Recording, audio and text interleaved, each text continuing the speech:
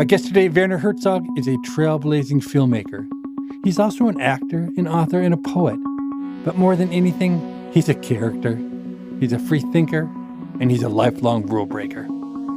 So I said, 2 things I really will teach you. Number 1, lock picking, and number 2, forging of documents.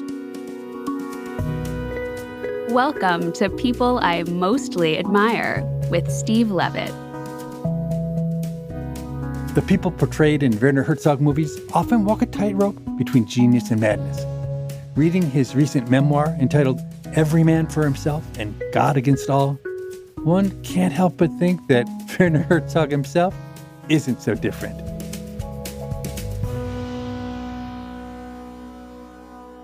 So, Werner, you've had a truly remarkable life, and you tell your story in a new memoir entitled Every Man for Himself and God Against All.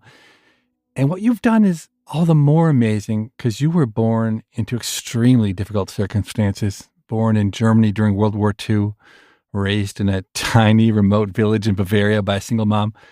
I think it's almost impossible for people living in today's world to imagine what your childhood was like. Could you paint a picture? Well, actually, I was born in Munich, but I was only 2 weeks old when there was carpet bombardment on Munich.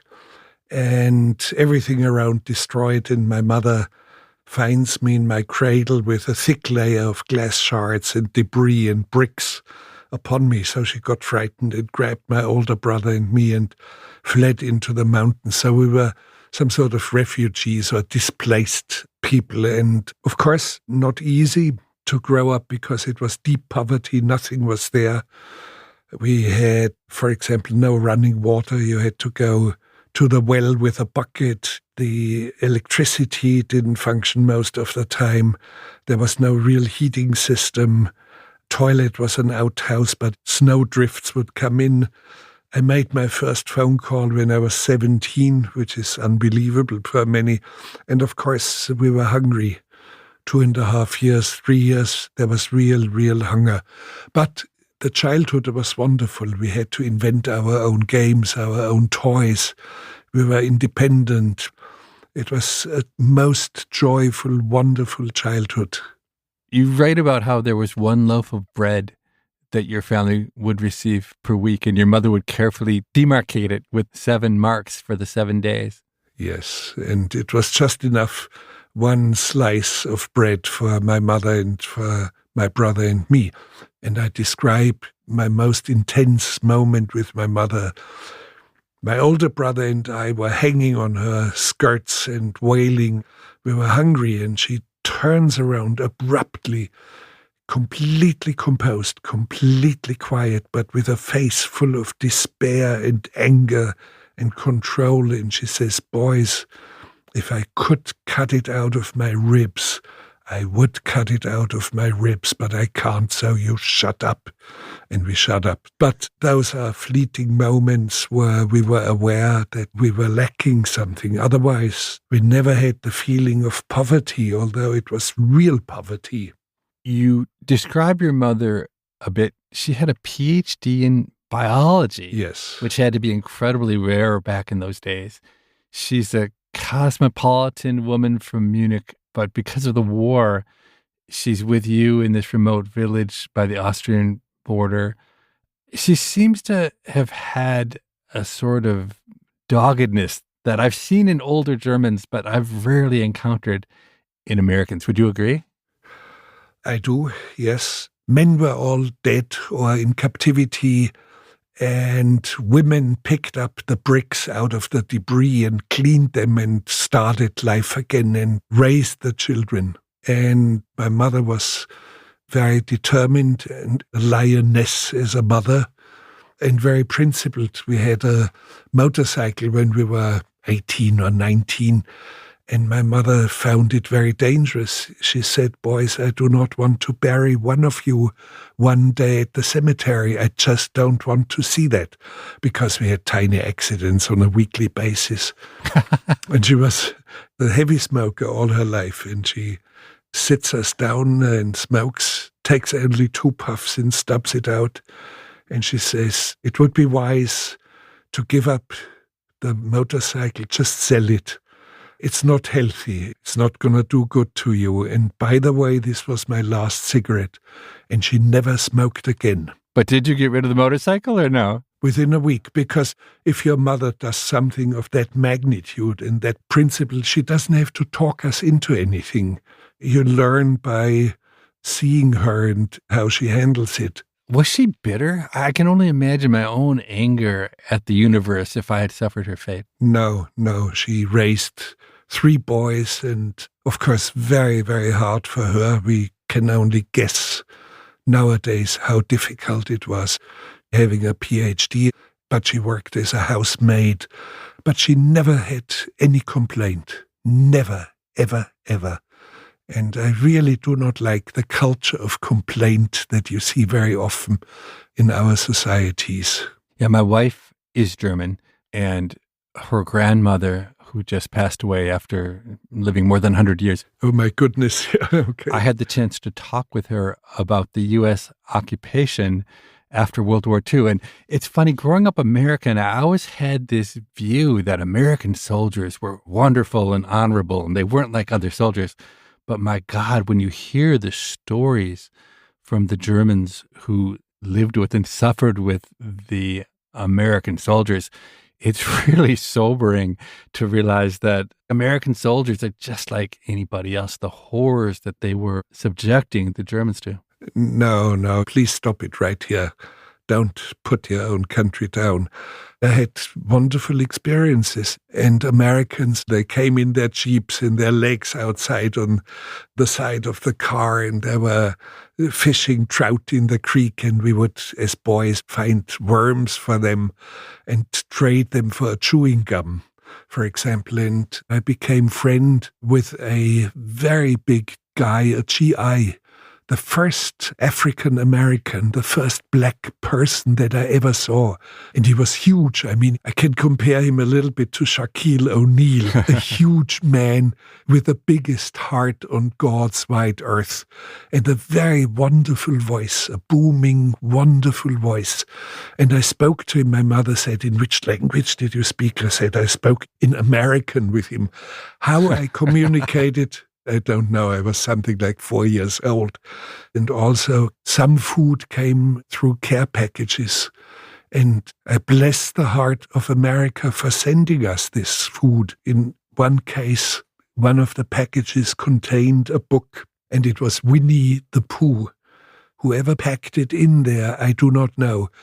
Blessed be his or her heart, because it was in German translation, and my mother would read it to us and all the neighboring children. We would pack into this tiny kitchen, which was the only place with a little stove. It was warm in winter, and we packed the place, and she would read Winnie the Pooh.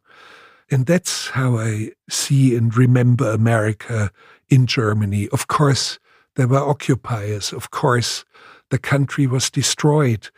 I mean, cities like Berlin, Cologne, Hamburg, Würzburg, you just name it. I mean, nothing left, only rubble. And still, it was a wonderful time for children. My wife's family comes from Würzburg. That's where the grandmother lives that I was talking with.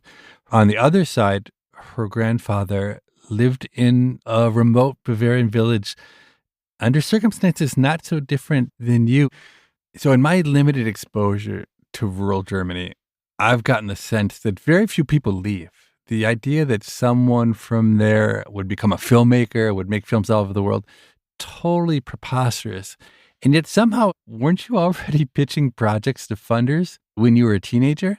Sure, I did, and I was thrown out of all the offices instantly. I tried to avoid physical contact because my puberty was late, and I was still not grown up yet as a 15-year-old. And when producers saw me, I mean, they couldn't believe what they saw. And one of them slaps his thigh and laughed, "Ah, ha, ha, ha. The kindergarten is trying to make films nowadays," which angered me since I was, in a way, self-reliant already. I started to earn the money. for my first productions. I knew I had to do that. Otherwise, I would never make a film. And I started to work in a steel factory at night. I worked the night shift as a welder. And during day, I would be in school, mostly dozing, but I somehow made it and finished school as well. But I knew I had to be self-reliant. I had to earn money. And it's until today, there are cases where I know money will be very hard to find for this project. My very last feature film, for example, which I shot in Japan, it's called Family Romance LLC. And I knew it would be very hard to find the finances, so I didn't hesitate, and I immediately financed it out of my own pocket. And I earned money through other films before, and I invested the money. So it happens until today. I'm just trying to imagine this 15-year-old version of you. You have very little money. I can't imagine, do you have film equipment? I mean, how were you going to shoot a movie? Yes, how? At the time it was harder. Today you can shoot a movie on your cell phone and you edit it on your laptop. But at the time it was 35 millimeter celluloid. And I took a camera. There are myths that I stole it. It was not really that much stolen. Film school didn't exist. And I was always self-taught. I would never have applied to film school. But there was some sort of a predecessor of the film school, which was an institute for film and TV, and they would hand out these cameras to aspiring filmmakers for a few days for shooting, and they never gave me any of these cameras, although I applied with serious projects. So one day I find myself in this place where they hand out the cameras, and all of a sudden nobody is in the room. And I looked at the cameras and I picked one out and then another one and looked through the viewfinder. And then I wanted to see a large distance shot. And I walked outside and I'm in the street and I'm focusing the camera. And I thought, man, you are outside with this camera. And I just walked away because it was a Friday and I wanted to film Saturday, Sunday and return it quietly on Monday. But I kept the camera because I was filming on Monday and Tuesday and Wednesday. So I just kept it. And I thought, well, the camera finally fulfills its destiny now. And I'm the one who should really use it. So there's myths. I stole my first camera. Technically, yes, but it was more like an expropriation. I think there was a natural right for me to use a camera like that. We'll be right back with more of my conversation with Werner Herzog after this short break.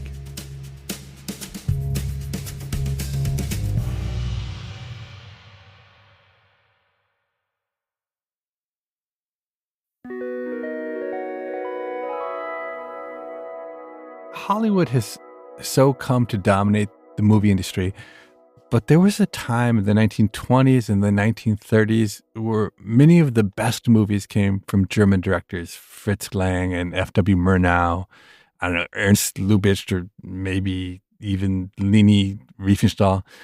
But when I asked my German in-laws about those old German movies, they've never even heard of them. Were you aware of this golden age of German cinema growing up? No, I had no clue, and I didn't see any good films or any significant films. Until I was 11, I did not even know of the existence of cinema. Until traveling projectionists dropped by at the little schoolhouse, and it was lousy and didn't interest me. And later I saw bad films in the city of Munich when we returned to Munich for high school. I was not aware that there was very good German cinema in the 20s and 30s. But Hollywood has never really been anything of great interest for me. Although I live in Los Angeles, but I lived there because I fell in love and I'm happily married in Los Angeles. You shot your first films with that expropriated camera, right? In the early 1960s? Yes. 61, I think I made my first film. Age 19. And then by the time 1972 rolls around, that's when you'll make a very famous movie, Aguirre, The Wrath of God. Well, it's a historical film which nobody would ever touch under $50 million or so, but I had a grand total budget of, I think, $360,000. It seems like the shooting of that movie serves as a microcosm of your life. There's this grand vision, the chaos, the overcoming of impossible obstacles. I'm not sure if young people listening will be familiar with that movie, but it's the story of conquistadors searching for the legendary city of gold, El Dorado. So it was very, very hard, but it doesn't matter. That's the nature of the beast. And of course, my first book of walking in ice when I traveled on foot from Munich to Paris. Writing has been all the time equally with filmmaking. Right now, as I'm publishing my memoirs, I try to insist, look at the writer, because I was a writer all my life. And coincidentally, I also make films. But films are a distraction right now, because my prose, my poetry will outlive my films. There's more force in it, more substance. The style, the prose itself has something which is different from others who are writing at this moment. So I'm a writer who also makes films. I'm not a filmmaker who also writes. So let's talk about that journey from Munich to Paris, because I think it says a lot about you. What prompted you to go by foot from Munich to Paris? Well, I'm a lazy bum like anyone else. I wouldn't travel on foot easily. But if it's something of real deep existential importance, I would do anything on foot. In this case, my mentor, old Jewish woman Lotte Eisner, who fled Nazi Germany on the very day Hitler took power. She was in danger. They were after her, and she was hiding in France. And she wrote about cinema, and she was very good friends with all the great filmmakers like Fritz Lang and Murnau and others. And she was a mentor of mine. And out of the blue, a friend calls me from Paris, and he says, "Come quickly, Lotte is dying." She had a massive stroke. Lotte Eisner was about 80. So I immediately looked for a moment into train connections, flight connections. And I said to myself after a few minutes, "No, you're not going to fly. You're not going to take a car. I will travel on foot. I will not allow her to die. I will walk up against that. That will be like a pilgrimage, or like 1 million steps in defiance of her dying away." And I knew she would be out of hospital when I arrived on foot. And she didn't know that I was coming on foot. And when I arrived after almost 1,000 kilometers, and it was winter and storms against me, I arrived and she was out of hospital. I think it says something about you and your view of the universe that you set out on foot to save her, but you didn't bother to tell her. Because as an economist, I can imagine a world where if you told someone you were walking to them, it might serve as inspiration. No, it would have additionally worried her, and I didn't want to make a big deal about it. I just came on foot, and we are creatures made for traveling on foot. Only after tens of thousands of years, we are using a bicycle or an aeroplane or a car.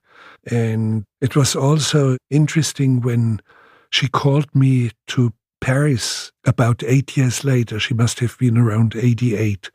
And she said, "Come quickly. This time you take a train or you take a plane." So I took an overnight train, and she said to me, "I'm almost blind. The joy of my life to read books, I cannot do that anymore. The other joy of my life to watch movies, I cannot do that anymore. And I can barely walk anymore, only on crutches." And she said something very biblical, like in the Old Testament, Noah, having lived 820 years, saturated of life, died. And she said something like that. She said, "I'm saturated of life." Lebenssatt in German, a wonderful word. And then she said, "But there's still this spell upon me that I must not die, that I'm not allowed to die." And she looked at me and she said, "Can you lift this spell?" But in a charming way. And she had a sip of tea and munched on a cookie, and I was munching on a cookie. And I said to her, "Lotte, the spell is hereby lifted." And she died 8 days later. Wow. And I had the feeling it was good. Yes, she was saturated of life now. And I, as a filmmaker and as a professional, had become strong enough to be without guidance and without mentor. It was good then.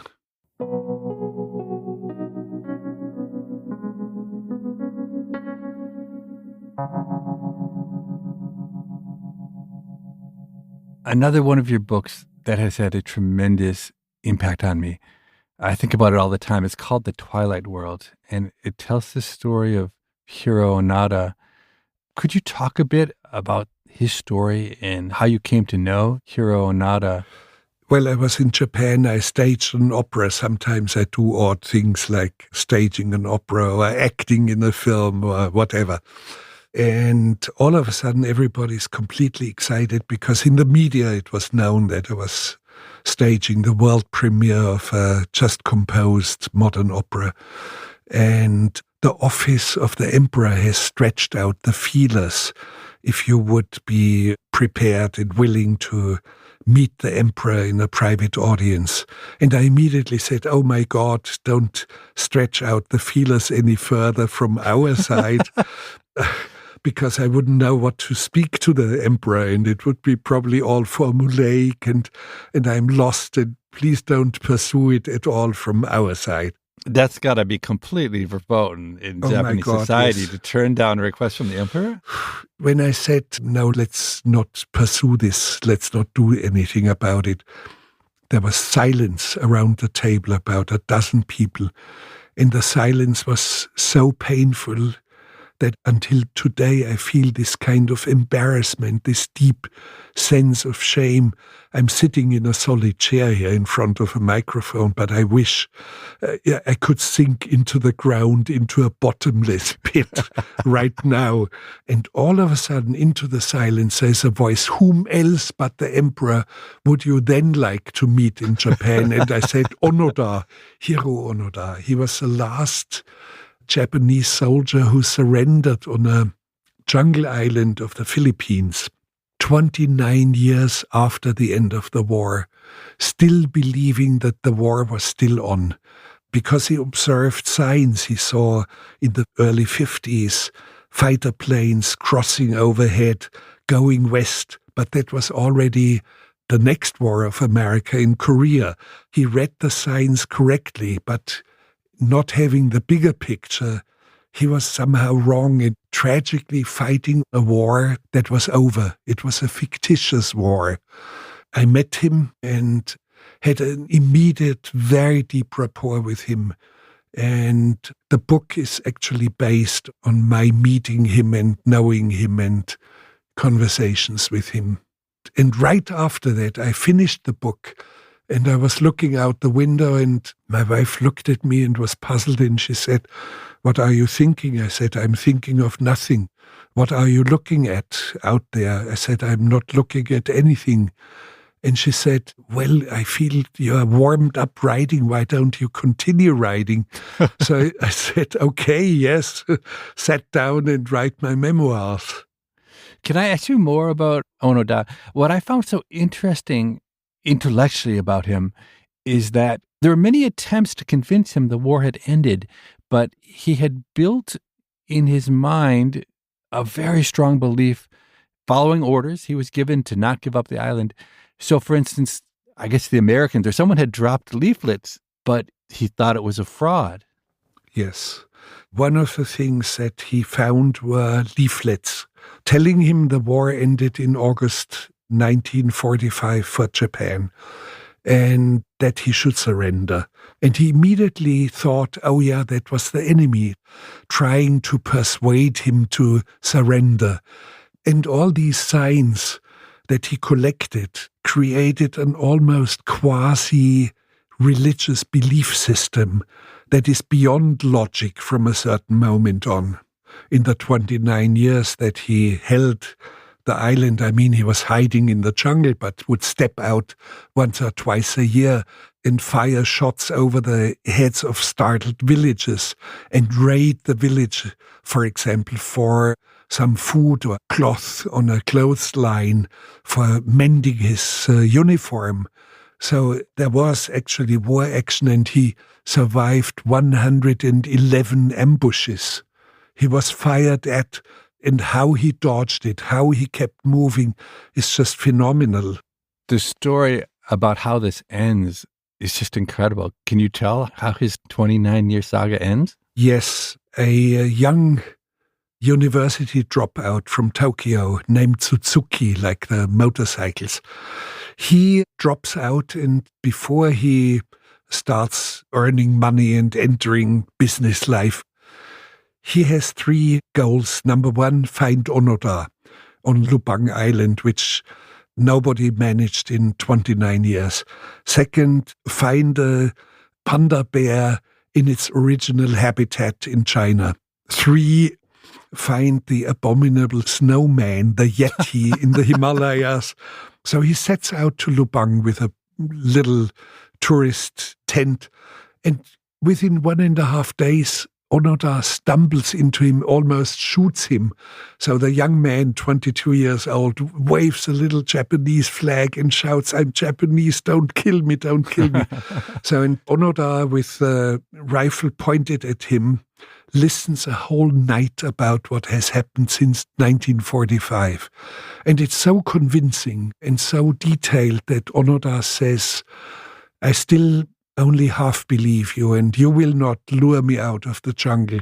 But if Japan sends an officer, a military officer, who gives me competent military orders to cease hostilities, then I will surrender. Let's meet here 3 weeks later." And actually, Suzuki comes back with a reactivated officer who knew Onoda, and he explains to Onoda, "The Imperial Japanese Army orders you to cease hostilities. You will surrender," which he did. It was totally amazing. And when he surrendered, there were immediately radio reports about him in Tokyo or in Japan. And it was as if the heart of a whole nation stood still for an entire minute. And he returned to Japan and was completely disappointed that Japan had become a consumerist country and had lost its soul, in his opinion. And he moved to Brazil. Half the time he would spend with a brother who had emigrated to Brazil, and he started a cattle ranch. In the other half year, he would be back in Japan teaching school children in survival skills. So that's Onoda. You're listening to People I Mostly Admire with Steve Levitt and his conversation with Werner Herzog. After this short break, they'll return to talk about why Werner once took a job as a rodeo clown in Mexico.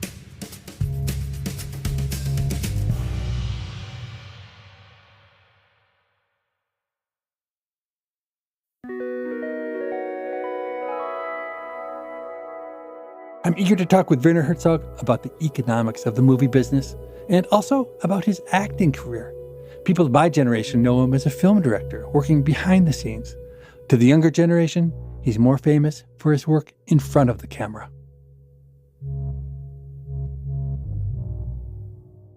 I'd like to talk about the economics of film. So let's go back to Aguirre, The Wrath of God. Nobody wanted to see the film. The reviews were very bad. There was once a good review, and I was invited to the theater in Frankfurt. I went there, and I'm taken up on stage, and there are 7 people out there in a huge theater. So you got to survive something like that. You have to cope with it. And the real good reviews, they came years later. It was not helpful that they were so late, but today the film Aguirre, The Wrath of God, is some sort of a household name among cineasts. My own experience with movies is somewhat like what you're describing. they made a documentary about our book, Freakonomics, and it played in the theaters. And so on the first weekend, I went to the theater and I took my young children with me, and it was us and two other people in the entire auditorium. Yes, you had the experience as well. Wonderful. I shake your hand over the distance. And at the end of the movie, one of my young children went up to the other two people and said, "That was a movie about my dad." And they looked at me and they thought, wow, that's a weird kid. And who would bring a kid to a movie like this? And they walked out. I think they didn't even understand that indeed I was the subject of it. And it only played, I think it managed not to survive that first weekend. But you have to survive it and you have to carry on. And by now I have made some 70, 80 films or so. But you really have to follow a vision. It's not iron will. It's a clarity of vision that carries a film and carries a crew with you and carries actors along with you. And it's the clarity of a vision and a voice that you need for writing a book. So it's something you have to have in you as a writer or as a filmmaker. I'm curious generally about the economics surrounding your movies. How does the financing work? Do your films tend to make money? They do, but never in the proportions of a mainstream, let's say, Star Wars movie. It doesn't do it. It's very minor in comparison to those, but enough to somehow guarantee my survival. But it's not only that. Financial things are not the only survival. It's faith that moves mountains. It's a vision that carries a ship over a mountain. It's other things beyond cash money. You are schooled into economics. You are looking at filmmaking only from the side of finances. There are many other elements that make a movie. I've heard that when you ran, did you call it the Rogue Film School? The Rogue Film School. Can you tell me, what were the two specific skills that you taught the students who came to your film school? Well, I do not make any promises. I only tell everyone out there it will be a counterpoint against what you normally learn in film schools. Young people spend way too much time in film schools. It's way too expensive, way too long. And I don't like the kind of teaching there. So I said, two things I really will teach you. Number one, lock picking.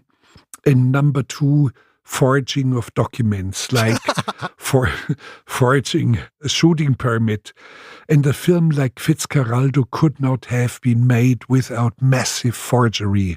So you have to have the right criminal energy and the skills to learn, because my ship was stopped. We were shot at and we were stopped. And one military camp sprung up after the other on this Amazon tributary. We did not know that a border war was just about to break out between Ecuador and Peru. And we were not allowed to navigate on this river.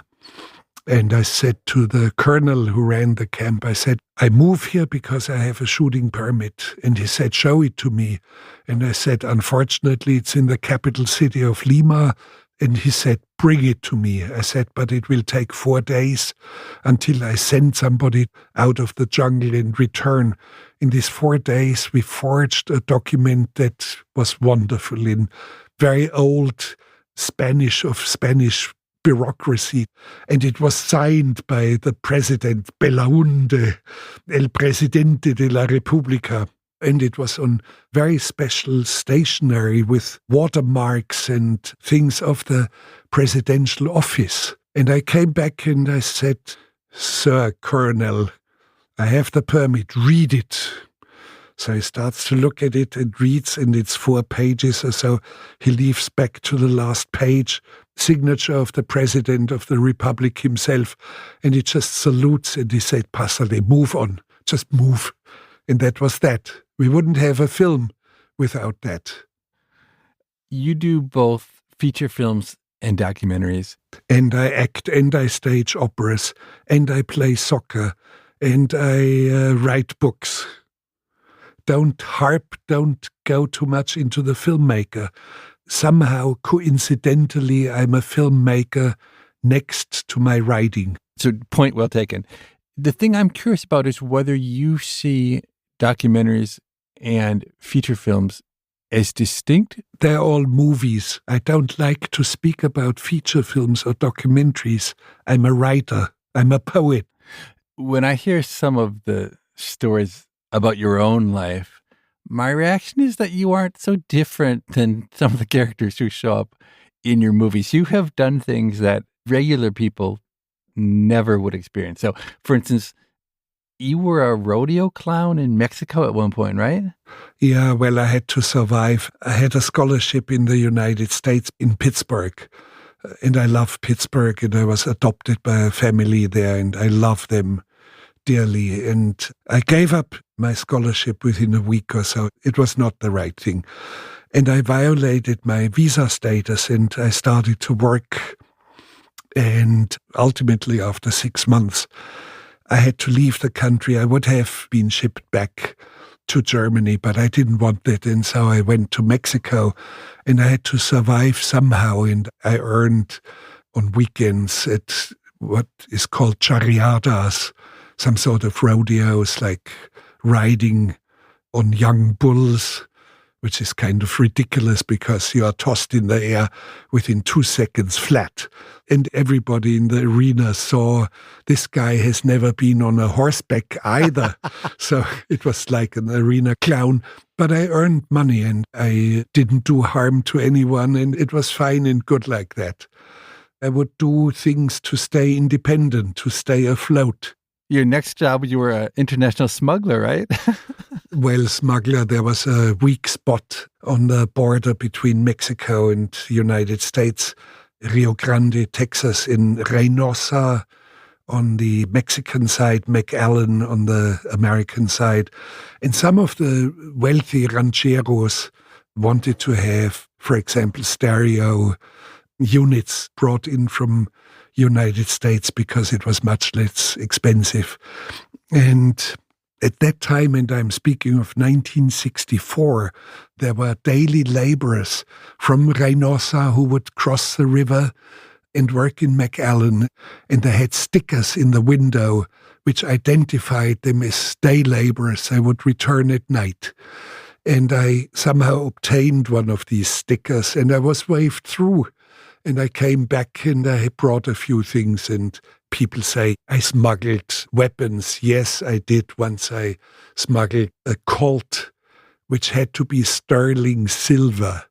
A very rich ranchero wanted to have a sterling silver colt and a silver bullet. So it was not even available in McAllen. They had to order it, and I came a few weeks later. So technically, yes, I smuggled a firearm, but it would only fire a silver bullet. Silver bullets are a real thing? No, they didn't actually exist. There was only real bullets. That turned out to be my problem, and I describe it in my memoirs. This wealthy ranchero actually didn't want to take the pistol from me. I had to pay it in advance from my own pocket, and he wouldn't want to take it because there was no silver bullet.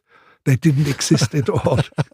So it took me weeks until I finally persuaded him buy it from me, and he ultimately did, but it was miserable. I'm surprised that someone of your sophistication couldn't have forged a reasonable facsimile of a silver bullet and passed it off to the satisfaction of the ranchero. Well, it was not the time. I was only 22 or so, or 23. So you learn it bit by bit. You become street smart after many defeats.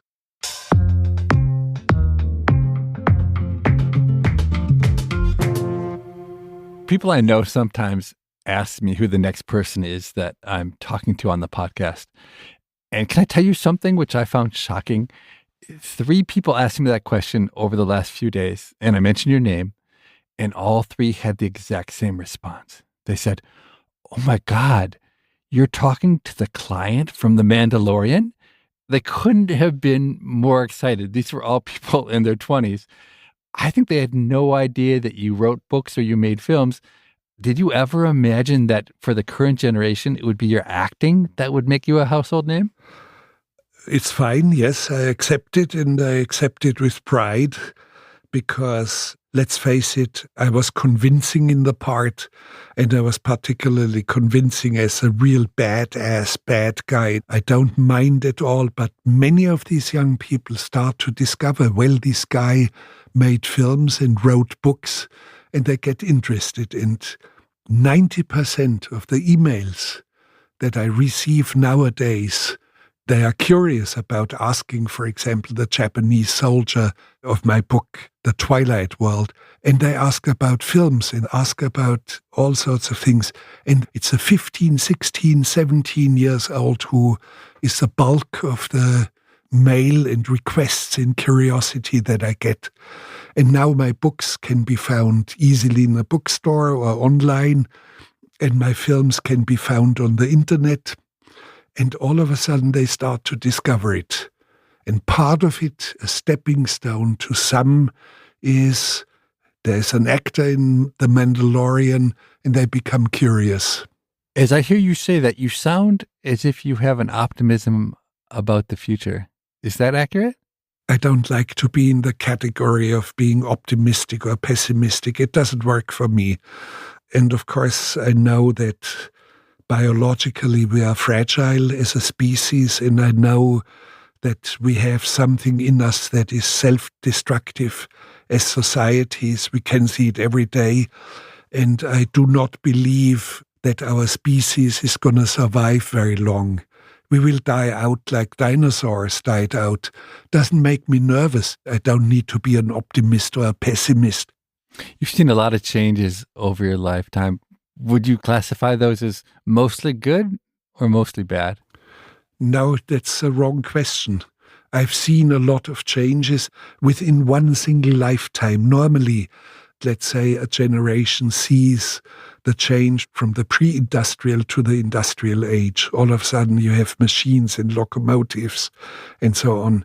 But I've seen it all because I grew up in a pre-industrialized peasant environment. And there were almost like serfs working at the farm. And I've seen now in the Midwest gigantic harvesters that go by GPS informations over 5 miles. And I've all the way seen it to robotic agriculture. Robots plant the seeds. They water it. They put the artificial light as if it were sunlight. They harvest. They package it for the supermarket. All robotic. And the same in communications. I personally have seen the town crier walking up in this village and crying out, "Attention, attention, please do not miss the date for registering your child for school," or things like that. And I've seen it all the way from newspapers, television, radio, telephones, and now the internet, and now artificial intelligence and fake news, and you just name it. It's phenomenal, all in one single lifetime. Well, that was different. I've interviewed a lot of guests, more than 100, and Werner Herzog is the first one who didn't want to discuss the work that made him famous. I must have tried to get him talking about his movies at 4 or 5 different points in the conversation, and he resisted every time. It's fascinating to me that he sees writing as his primary legacy, but I'm pretty skeptical. I'm just guessing here, but I suspect 100 times more people have seen his movies than read his books. Or maybe we're both wrong, and it's his acting that audiences will remember. One thing's for sure, it's nice to have so many talents that people can disagree about which will create the most enduring legacy. Now is the time where we take a listener question, and as always, I bring Morgan, our producer, on to help me out. Hi, Steve. When we interviewed Kevin Kelly, who's a futurist and the founder of Wired magazine, you two discussed AI, artificial intelligence. And you told Kevin that you'd love to have an AI friend who would just feed you great ideas for economic papers. Well, a listener named Michael wrote to us and said he'd been playing around with ChatGPT, and he sent us a list of potential economic papers, all sourced from ChatGPT. Some examples from his list are: Interdisciplinary Dark Matter, a comparative study of invisible assets in astrophysics and economics. Or Market Mycelium, economic networks modeled on fungal systems. Another one that was my favorite from the list is The Economics of Time Travel, a hypothetical investigation. So what do you think? Are you ready to use ChatGPT's suggestions and dive into some research on the economics of time travel? When I saw what Michael produced in terms of economic ideas, I was amazed at how awful they seemed. They were awful in the sense that they didn't make any sense at all. And the ideas weren't even consistent with the basic structure of what an economics paper would look like. But Morgan, it surprised me how bad these economics ideas were, because before we interviewed David Simon, who created The Wire and who is very stridently against AI, I thought I would test out AI in the context of coming up with ideas for Seinfeld episodes to bounce them off him and see whether he thought they were good or not. But honestly, the ideas I got from ChatGPT on Seinfeld were so good, I was afraid to even mention them to David Simon because I thought he would flip. So let me give you some of those examples, then you tell me whether you think I'm totally crazy. Here's just one random one that popped up. It's called The Cosmo Chronicles. Inspired by Kramer's wild stories, Jerry decides to write a book chronicling all of Cosmo Kramer's eccentric adventures. However, when the book becomes a bestseller, Jerry faces backlash from the people who recognize themselves as characters in his stories. That sounds pretty good, doesn't it? I mean, sure. I think that coming up with a summary and a basic idea for an episode is very different than actually writing an episode, but that's not too outside the realm of a plausible Seinfeld episode. Because it's also true for an economics paper. Obviously, the title of the economics paper tells you very little about the work and the intent that goes into it. But it was just that the ChatGPT titles of the economics papers were nonsensical to me. Let me give you another example that I thought was kind of interesting. The binge watching marathon. Jerry, George, Elaine, and Kramer become obsessed with a popular new TV show and decide to have a binge watching marathon. As they dive deeper into the series, their obsession begins to take over their lives, leading to hilarious consequences. I mean, that just sounds to me exactly like a Seinfeld episode. Actually, yeah, that's pretty good and pretty spot on. Here's another one, just one more. The parking spot. Kramer discovers the ultimate parking spot, but it turns out to be in high demand when Jerry, George, and Elaine all end up competing to secure the spot, leading to a series of comical mishaps and schemes. See, it makes you laugh. You laugh at each of these. These are awesome. Well, that actually reminds me of one of my favorite Seinfeld episodes, which is when they forget their parking spot in a mall parking garage, and they spend the whole episode just wandering around it. So yeah, I could also see that being a valid Seinfeld episode. So anyway, I can see why TV writers are nervous about ChatGPT, but the point you made is really the most important one. Presumably, ChatGPT is a lot better at coming up with these one-line summaries than it is at writing great, humorous dialogue. So I think even the TV writers don't have very much to be worried about at this time.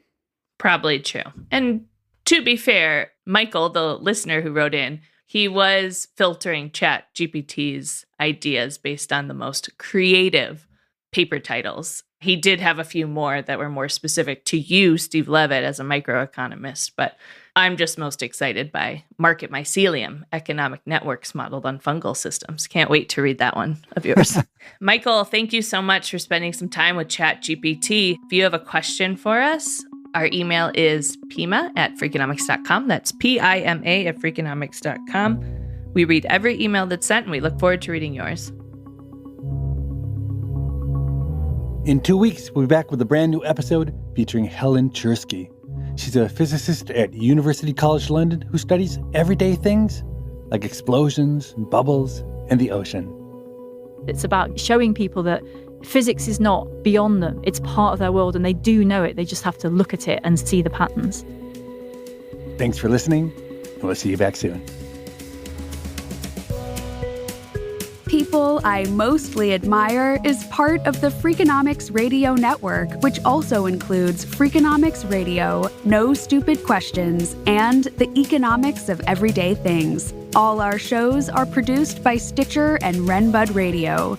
This episode was produced by Julie Canfer with help from Lyric Bowditch and mixed by Jasmine Klinger. We had research assistance from Daniel Moritz Rabson. Our theme music was composed by Luis Guerra. We can be reached at pima@freakonomics.com. That's PIMA@freakonomics.com. Thanks for listening.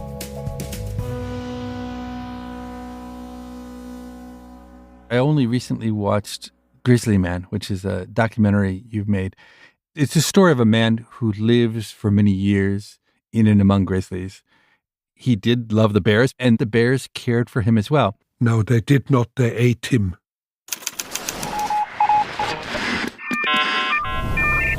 The Freakonomics Radio Network, the hidden side of everything. Stitcher.